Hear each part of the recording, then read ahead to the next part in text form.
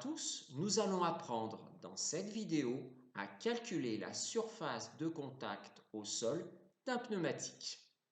Nous disposons dans cet exemple d'un véhicule de 1300 kg, soit 1 tonne 3, dont les 4 pneumatiques sont gonflés à 2,4 bars.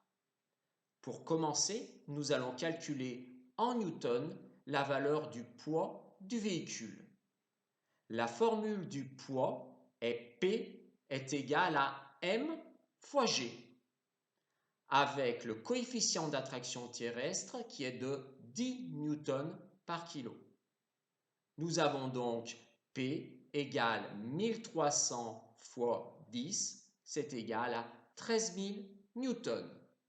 Nous allons maintenant convertir la pression des pneumatiques de bar à pascal.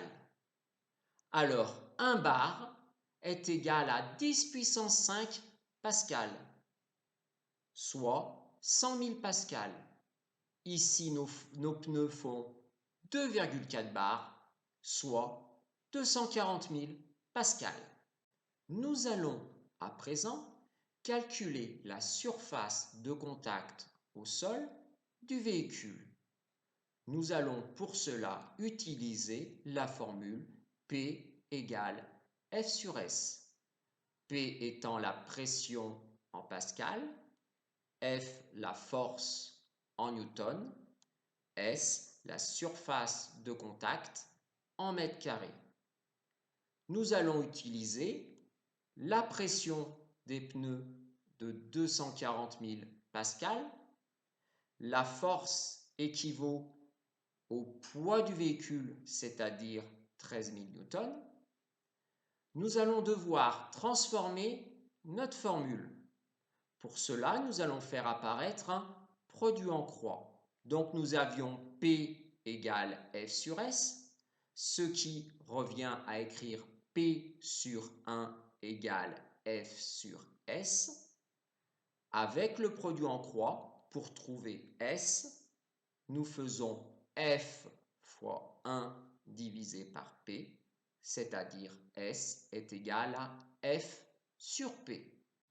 Notre surface est donc égale à 13 000 divisé par 240 000, soit environ 0,0542 m². Ce résultat est la surface de contact au sol des 4 pneus. Pour connaître celle d'un pneu, il suffit de diviser 0,0542 par 4, soit environ 0,0136 m².